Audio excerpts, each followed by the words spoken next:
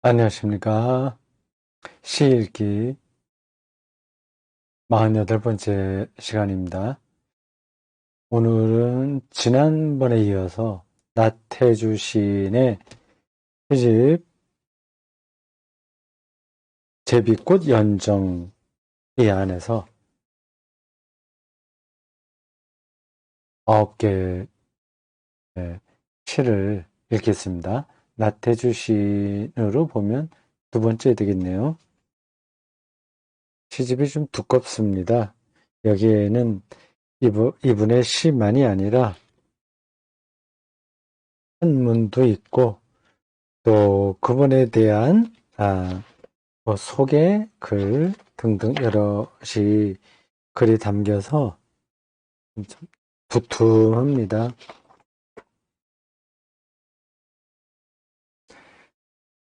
오늘도 제가 9편을 이렇게 워드로 치면서 잘 읽었습니다. 쉽게 읽혀요.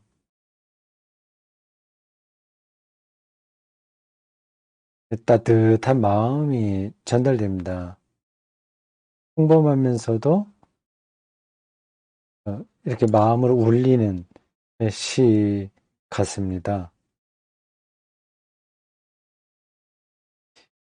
나태주 시인의 시가 수준이 높은지 아닌지는 제가 잘 모르겠습니다. 서정시의 뭐 대표적인 음, 시인에 속하는 것 같습니다. 나이가 좀 많으시잖아요. 아마 이런 방식으로 젊었을 때서부터 계속 쓰셨던 것 같습니다. 이렇게 읽으면서 쉽게 와닿고 또 마음이 정화되는 느낌도 들고 해서 좋았습니다. 자, 오늘 그분의 시 중에서 그 골목 외에 8편을 같이 읽겠습니다. 한번 시를 텍스트 보십시오. 음,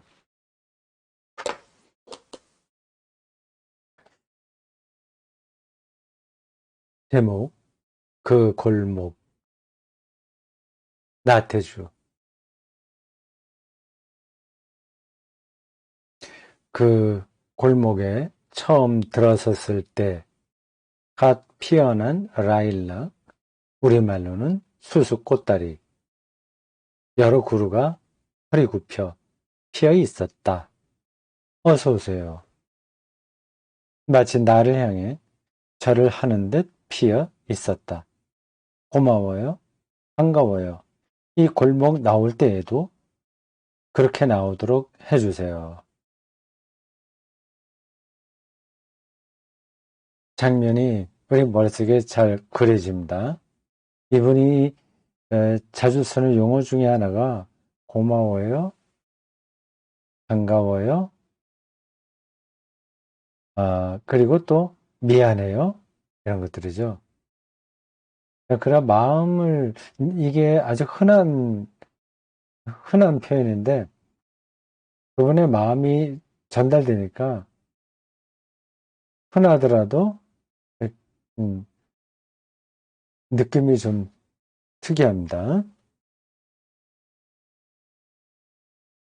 말이라고 하는 게 좀 이상해서 똑같은 말이라고 하더라도 누가 그 말을 썼느냐, 그리고 어떤 맥락에서 썼느냐에 따라서 전달되는 느낌이 크게 다릅니다. 나태주 시인은 아주 평범한 언어를 구사하는데 그의 한 70여 년 동안의 삶이, 물론 그 젊었을 때 쓴 거는 또 연수가 다르긴 하겠지만, 자기의 삶이 그대로 녹아 있어서 평범하지 않게 들립니다. 고마워요, 반가워요, 미안해요. 이런 표현들이요. 여러분들 그 화면에 보는 그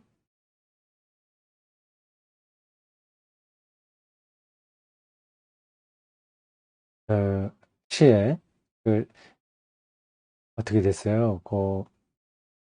잠깐만요. 제가 이거를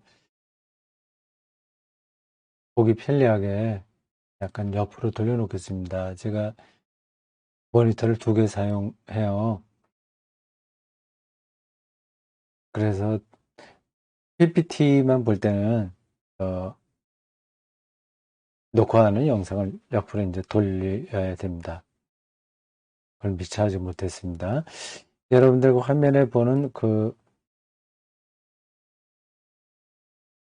골목이라는 시에 그 단어 몇 개 색깔이 입혀졌잖아요. 제가 한 겁니다. 원래 시에 있었던 건 아니에요. 골목. 느낌이 좀 특별하죠. 골목에서 얼마나 많은 일들이 벌어졌겠습니까? 좋은 일들도 있었고, 나쁜 일도 있겠죠.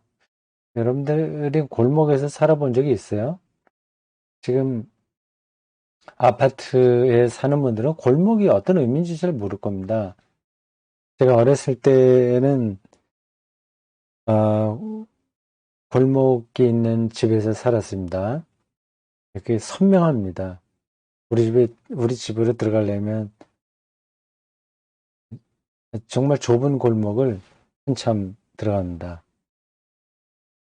가면서 오른쪽으로 대문이 하나 있는데 그건 또 다른 집이고요. 그 집들의 벽돌로 되어 있어요. 빨간 벽돌. 그 골목 끝부분에 저희 집이 있었습니다. 어, 삼선동에 살 때 그랬습니다. 골목에서도 친구들하고 많이 놀고요. 골목을 좀 나오면 동네에 조금 더 큰 길이 있는데 커봤자 사실은 그렇게 크지 않았겠죠. 그러니까 어렸을 때는 이제 크게 느끼지만요. 거기서 이 골목 저 골목 다니면서 친구들과 많이 놀았습니다. 아득하네요. 그 시절이요. 재밌었습니다.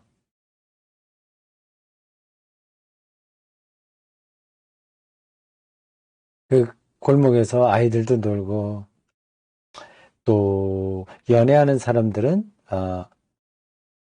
조금 어두운 곳에서 포옹도 하고 아니면 뭐 깡패들이 싸우기도 하고 뭐 그런 일들이 많이 벌어지겠죠. 골목에 처음 들어섰을 때 나태주 시인이 내 눈에 띄인 것은 라일락이었습니다. 라일락 그 향기가 대단하죠. 여러 그루가 허리 굽혀 있었다. 이 라일락 꽃은 이렇게 숙입니다. 이렇게 쳐져 있어요. 이렇게 주로 묵직하게.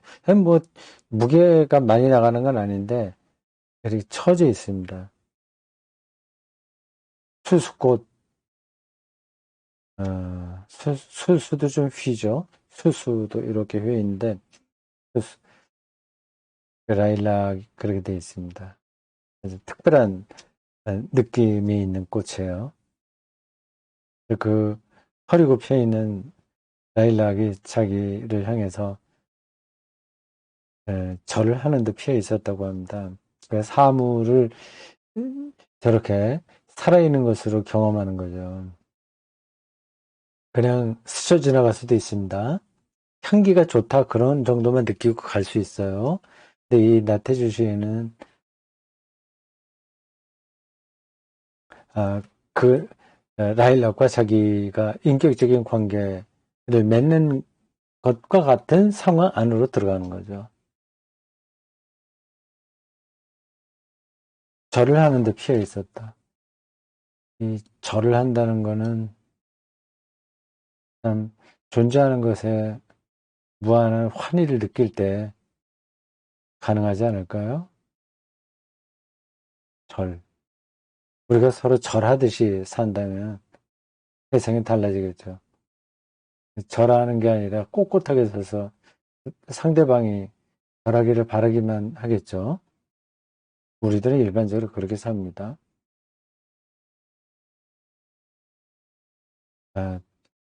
골목에 피어있는 라일락 꽃에서 많은 상념이 오가는 시였습니다.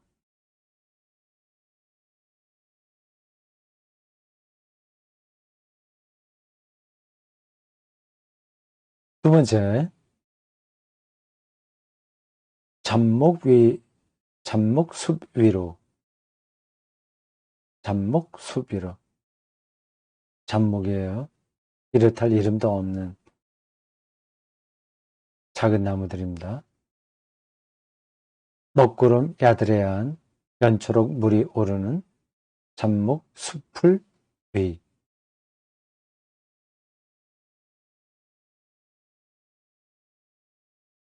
하늘 가득 먹물빛, 얇게 풀어 붓칠해 놓은 듯한 먹구름.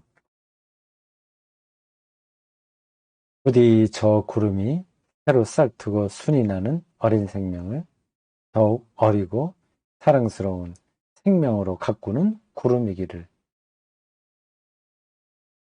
빌어본다. 마음의 손을 길게 뻗어 쓰다듬어 본다. 예쁘다, 예뻐. 너도 반갑다, 반가워. 나태주 시인의 시에 자주 나오는 표현 중에 하나가 앞에서 고마워, 반가워, 미안해 그런 것과 더불어서 예쁘다도 그렇습니다. 예쁘다, 예뻐. 세상을 예쁘게 보고 사는 사람이에요.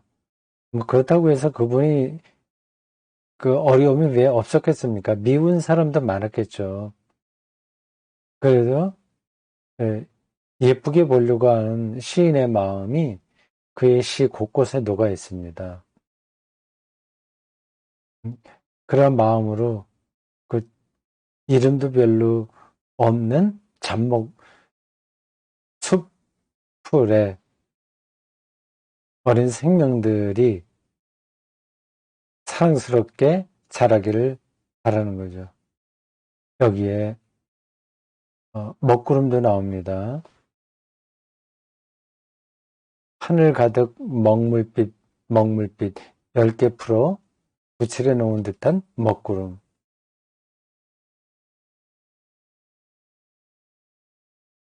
부디 저 구름이 새로 싹 드는 순이 나는 어린 생명을 이렇게 바라는 거죠.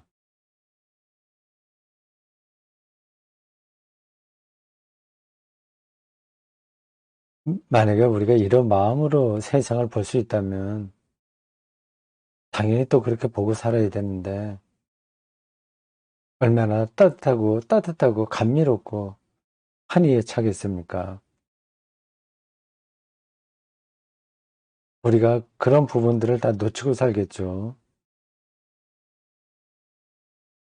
그걸 극복을 해야 되는데 예, 이 시대 정신이 경쟁 중심이라서 그리고 호랑이 등에 탄 격이라서 그런 여유가 없습니다.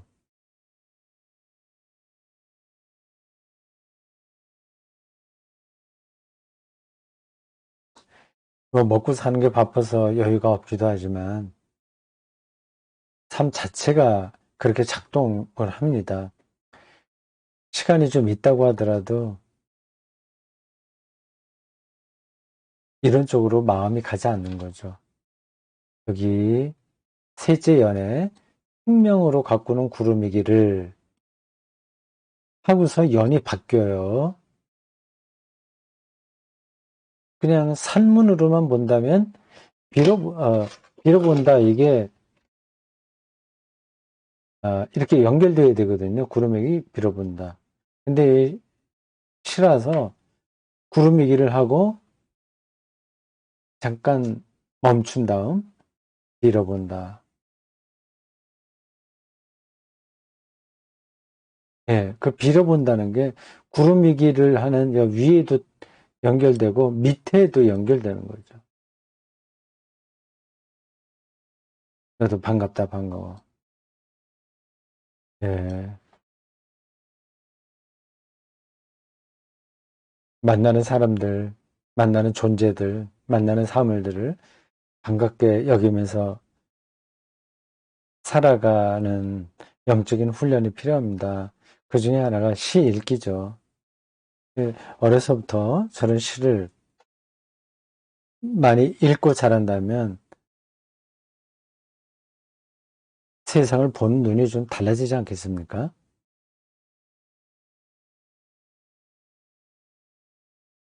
네. 자, 다음 세 번째 제목. 식사 기도. 아침 밥상에 밥을 먹으며, 다시요. 아침 밥상에서 밥을 먹으며 기도드린다. 오늘 아침 밥상에는 내가 좋아하는 꽁치, 통조림, 김치찌개가 올랐네. 두부 부침도 오르고 봄이라고 취나물도 올랐네. 젓가락으로 밥을 떠서 입에 넣으며 기도한다. 이 밥을 먹게 해주시니 감사합니다. 입을 벌려 하늘 향해 중얼거리고 입을 닫으며 아래 보고 중얼거린다. 수저로 김치찌개를 떠서 입에 넣을 때는 더욱 크게 입을 벌리고 더욱 크게 머리를 주걱거리며 기도드린다. 이 국물을 먹게 해주시니 감사합니다. 국물이 뜨거워 찔끔 눈물까지 흘리면서 기도드린다. 재밌네요. 이분의 삶이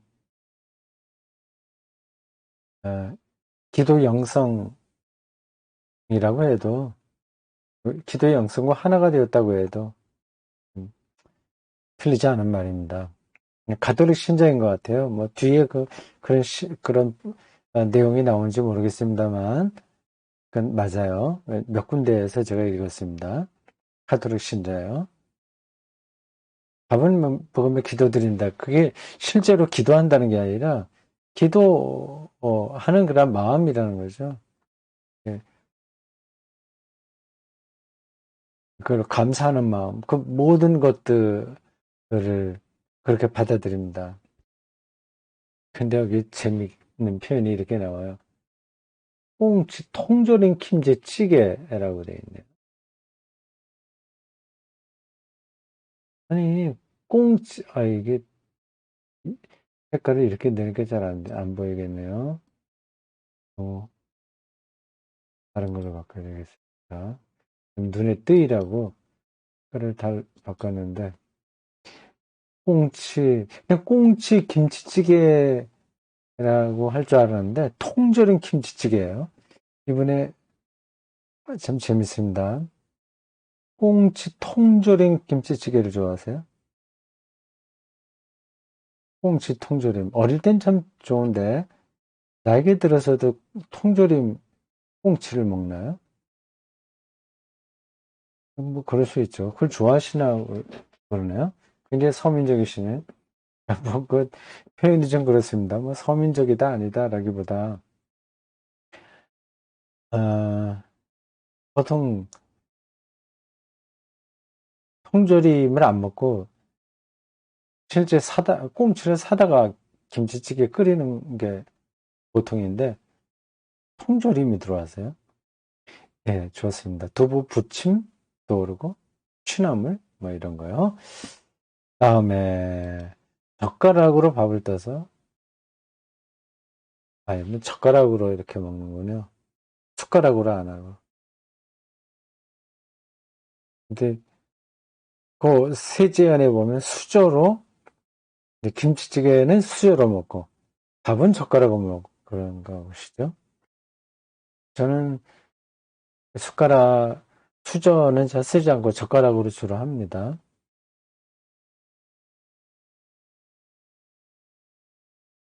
이 밥을 먹게 해주시니 감사합니다.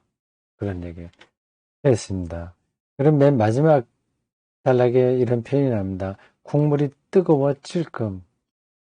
그렇죠. 약간 맵기도 하고 뜨거워서 찔끔 하는데, 눈물이 좀 날 정도로 뜨거운데, 그걸 이제 그러한 열정으로 기도드린다는 거로 이렇게 표현하고 있습니다. 자, 됐고요. 다음 시입니다. 네 번째죠. 제목, 거기. 거기가 가고 싶은 사막.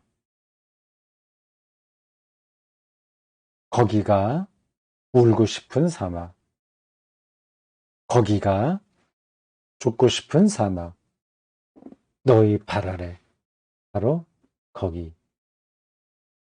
음, 요 거기라는 표현이 반복되어 있습니다.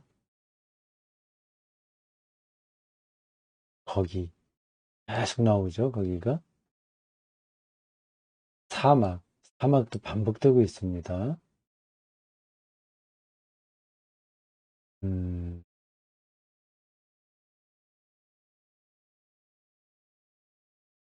사막. 어린 왕자의 사막 이야기가 나오죠. 특별한 곳입니다. 사막이요.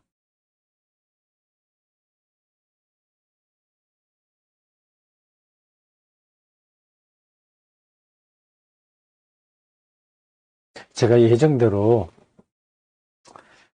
음, 이런저런 일들을 다 마치고, 은퇴하고, 70살 돼서, 혼자서 자유롭게, 한 서너 달 정도 해외여행을 할 수 있는 기회가 온다면, 그 전부터 늘 생각했던 사하라 사막 한번 가보고 싶습니다.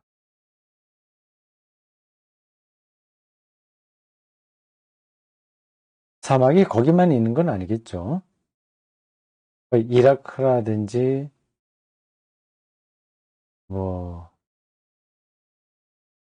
이집트, 이런 데도 있겠죠. 사하라는 더 밑에 있죠. 아프리카 중간쯤 있을 것 같습니다. 중세기 때, 초기 기독교에서부터 쭉 그런 전통이 있습니다. 사막의 교부들이요. 수도자들이 사막으로 많이 나갔습니다. 거기에는 이제 아주 단순한 풍경에서 그 가운데서 오직 그 하나님에게만 집중하는 훈련이 가능하기에 그쪽으로 많이 갔습니다. 모래, 하늘, 모래, 바람, 그리고 뭐 이따금 있는 모래의 선인장이나 사막에 있는 선인장이나 뭐 그와 비슷한 정도로 단순한 식물들. 그리고 자세하게 보면 사막에서 사는 곤충들 그런 정도죠.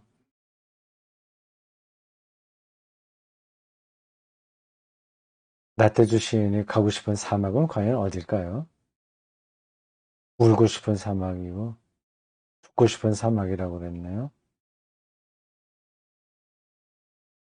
하나님이나 마찬가지입니다. 저 나태주 시인에게는 그 사막이 절대 생명인 거죠.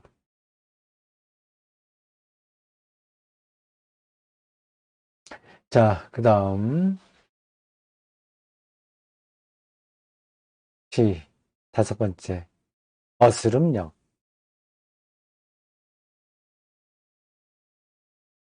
홈이 놓고 손 씻고 빈 방에 들어와 혼자 우적우적 빵을 씹으며 울먹울먹 어머니 어머니 엄니 배고픈 나에게 늘 밥을 챙겨 주셨던 분 당신이 어린 나의 밥이었던 분 이제 어느 강을 건너야 찾을 수 있나요?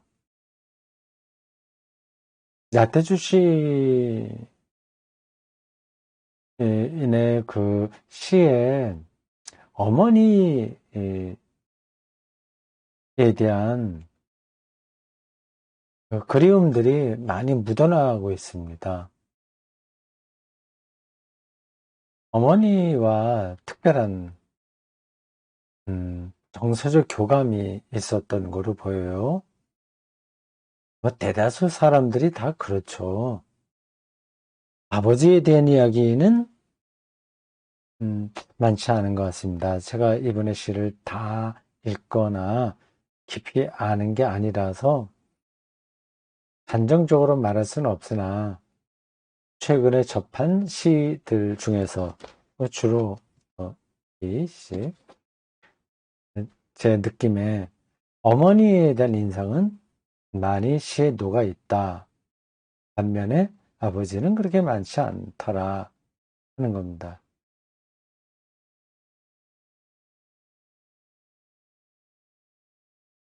아버지가 일찍 돌아가셨던가요? 잘 모르겠습니다.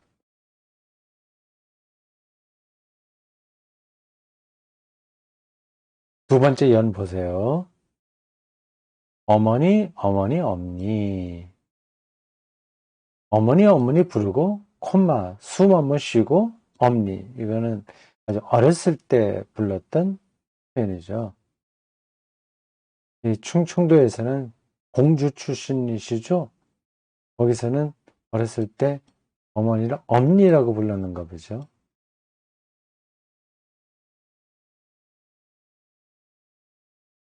엄니, 엄마 뭐 이런 뜻이죠.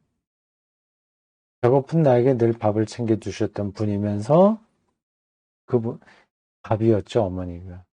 약간 이해가 됩니다. 이렇게 어머니를 회상할 수 있는 사람은 행복하죠. 저에게는 어머니에 대한 기억이 거의 없습니다.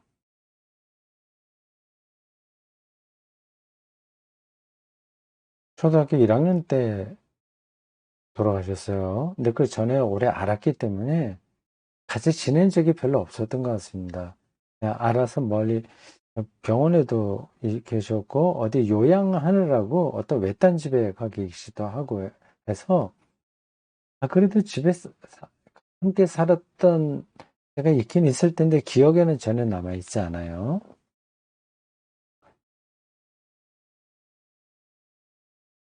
어머니를 이 나태주 시는 밥만 주는 분이 아니라 밥 자체였다. 이게 생명 자체였다. 그 얘기죠. 근데 이제 어느 강을 건너요. 이제 죽음을 고대인들은 음, 강으로 많이 예, 표현했습니다. 그리스 신화에도 그런 얘기가 나오죠. 레띠의 강을 건너야 죽는 거죠. 레띠의 강은 망각의 강입니다. 모든 걸 이제 망각하는 어, 그 지점이 레띠 강이죠. 예, 그건 좋죠. 우리 기독교 신앙적으로도 그렇습니다. 하나님만 생각해야 되니까 하나님만 생각하려면 다른 것들은 다 망각해야 됩니다. 죽을 때 고독사 하는 게 제일 낫겠다. 라는 말을 제가 어디선가 했습니다. 그 말은 역설적이긴 한 거예요. 근데 죽는 순간에 자꾸만 그 자기 유가족들이 옆에서 뭐, 아이고, 아버지, 뭐, 여보, 뭐, 할아버지, 뭐, 그렇게 하게 되면 마음이, 난 참 행복하게 살았으니까 내 그 후손들이 이렇게 있고 나를 위해 주는구나 해서 편안하게 갈 수도 있겠으나 영적으로는 건강하지 못하게 좋진 않을 것 같습니다. 죽는 순간은 하나님만 생각해야 되거든요. 그러면 가족들이 옆에 있으면 쉽지 않은 거죠. 예, 어느 강이라는 말이 나와서 렛대의 강이 기억나고 고독사로 연결되었습니다. 어머니를 보고 싶은 거죠. 자, 그다음 6번째. 폭설. 하늘한테 무슨 억울한 일, 답답한 일, 폭폭한 일 있었던가? 도무지 울음을 그치려 하지 않네. 아침에도 울고, 점심때도 울고, 저녁에도 울고, 어제 시작하여 오늘까지 그치지 않는 울음. 예전에, 아주 예전에. 네, 그 마지막 부분이 여운이 있습니다. 예전에, 아주 예전에. 그렇게 느꼈던 기억이 있는 거죠. 눈이 오는 거를 하늘이 우는 거로 느낀 거예요. 아주 옛날에. 그러니까 그 어릴 때겠죠. 시를 쓰기 시작할 때부터일지도 모르겠습니다. 시를 10대, 10대 중반서부터 쓰기 시작했으니까 사춘기 때라고 할 수 있겠죠. 정서적으로 조숙한 소년이었던 것 같습니다. 이분의 그 시상 중에 또 하나 중요한 게 울음입니다. 앞에서 뭐 고마워요, 미안해요, 반가워요, 예뻐, 뭐 그런 말이 있는데 또 어머니에 대한 그 이미지가 많이 들어있고요. 또 울음도 많습니다. 근데 울음은 천황에서 우는 게 아니라 감격해서도 울잖아요. 그리움으로도 울고 어떤 존재하는 것을 느낄 때 우는 거죠. 그 우는 거와 같은 거죠. 그 느낌이.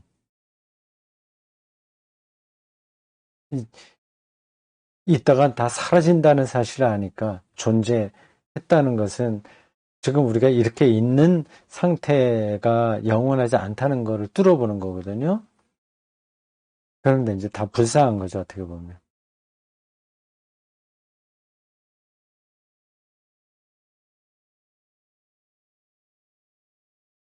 자, 이제 나머지 세 편 시를 더 읽겠습니다. 실종. 꼭꼭 숨어라. 꽃 이름. 마로니에 베고니아. 마가렛 라벤더. 꽃 이름 뒤에, 나무 이름 뒤에 꼭꼭 숨어라. 잊어버린 이름 도저히 생각나지 않는 이름이기에 가슴 아리고 흥기롭다. 유행가 가사에서도, 유행가 가사 속에서도 나오는 꽃 이름 아네모네. 너도 숨어라. 내가 잊어버린 꽃 이름대요. 꽃 이름 뒤에, 나무 이름 뒤에 꼭꼭 숨어라. 이제 그럴 때가 되었다.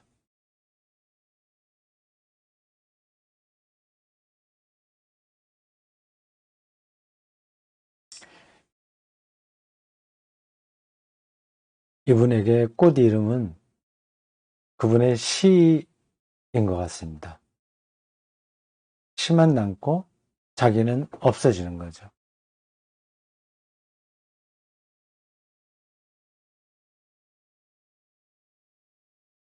사면에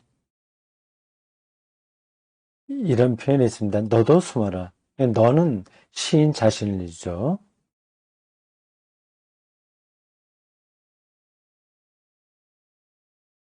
내가 잊어버린 꽃 이름인데요. 꽃 이름 뒤에, 나무 이름 뒤에 꼭 숨어라. 자기는 사라지는 겁니다. 이젠 그럴 때가 되었다. 그렇죠.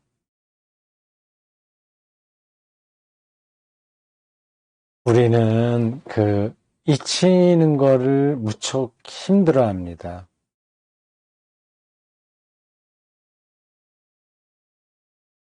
뭐, 그걸 이상하다고 할 수는 없어요. 뭐, 정치인이나 연예인들은 두말할 것 없고, 소시민들도 되게 그렇습니다. 자기 자식들에게 자기 잊혀지지 않기를 바라는 거죠. 그건 이해가 되긴 하나 그럴 필요 없습니다. 편안하게 잊혀지는 걸 받아들여야 됩니다. 그게 오히려 자유로 가는 길입니다. 그렇게 하려면 더 소중한 어떤 것이 그에게 있어야 되겠죠. 저 사람, 저 자식, 저 친구들에게 내가 잊혀줘도 또 근본과 자기가 연결되어 있다고 하는 것을 알기에, 혹은 더 적극적으로 얘기해서 다른 사람들에게 잊혀져야 내가 더 소중하게 여기는 어떤 대상과 연결될 수 있기에 잊혀지기를 바라는 겁니다. 아무리 잊혀지기를 바라지 않아도 발버둥 쳐도 결국은 잊혀지게 되겠죠. 미리 순순히 받아들이고 사는 게 최선입니다.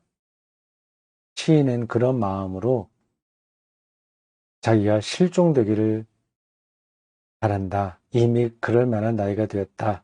이렇게 노래하고 있습니다. 전원. 소식을 전하는 거죠. 전하는 말입니다.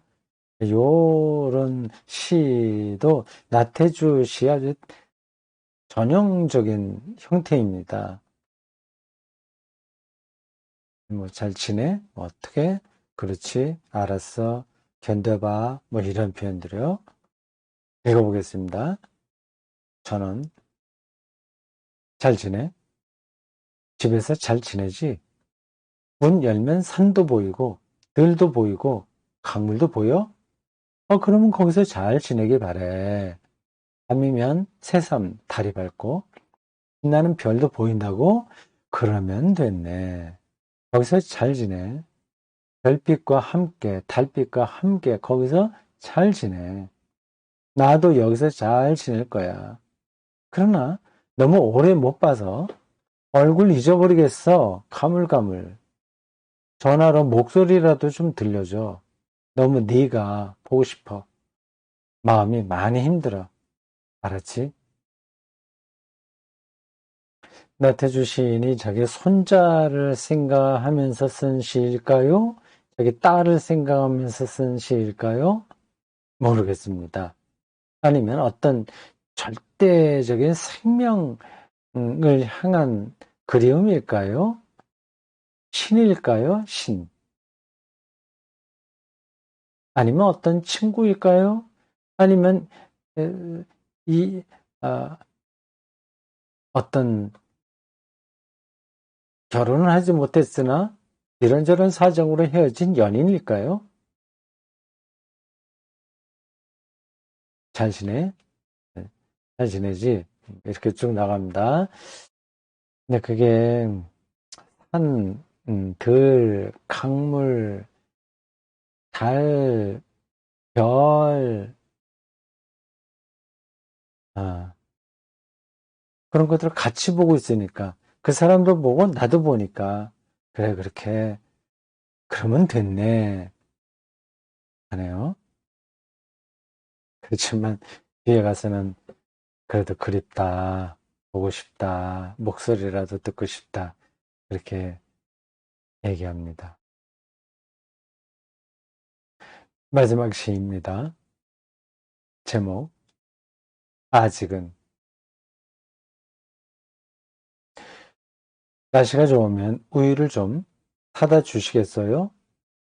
연속곡 몇 차례 보더니 외출할 때마다 그렇게 말하는 아내. 아침, 아침 밥상에서 자꾸만 창밖에 풍경 흘낏거리는 나에게 배경을 보지 말고 나를 좀 봐주시겠어요? 귀여워요. 늙은 사람이지만 아직은 귀여워요. 장면이 실감이 납니다.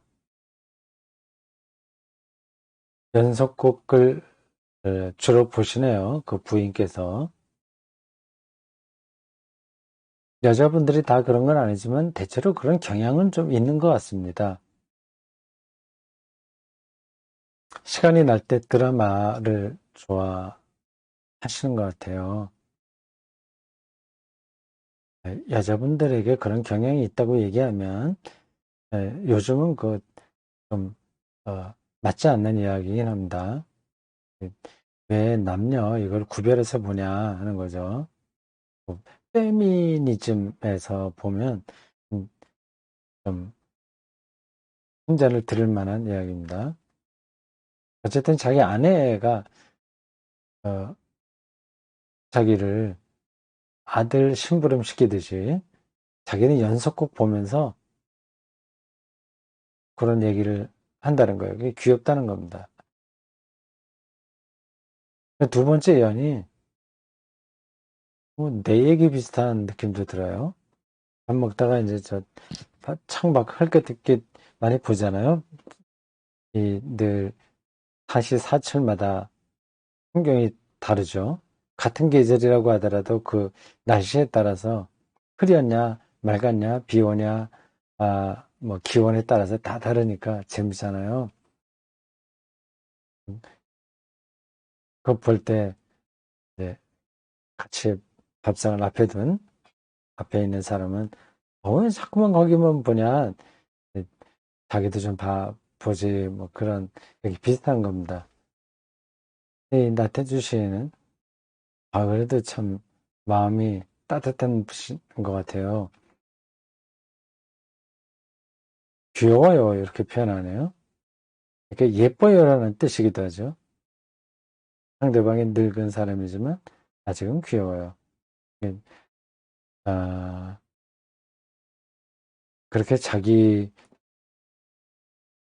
를 상대방에게 좀 보여주고 싶은 그 관계를 소통하고 싶은 마음이 그게 이제 귀엽게 보인다는 거죠.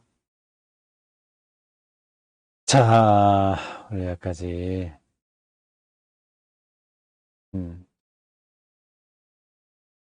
9편 읽었습니다. 나태주 씨, 여러분 사진 다시 한번 보십시오. 시골 마음 좋은 할아버지처럼 생기셨습니다. 편안한 모습이에요. 시도 그렇게 쓰시네요. 아주 그 세밀한 어, 정서를 느낄 수 있습니다. 예, 앞으로 한 번 더 이분의 시를 읽도록 하겠습니다. 자, 9편 시를 읽고 나니까 마음이 저도 좋네요. 여기까지 하겠습니다. 수고하셨어요.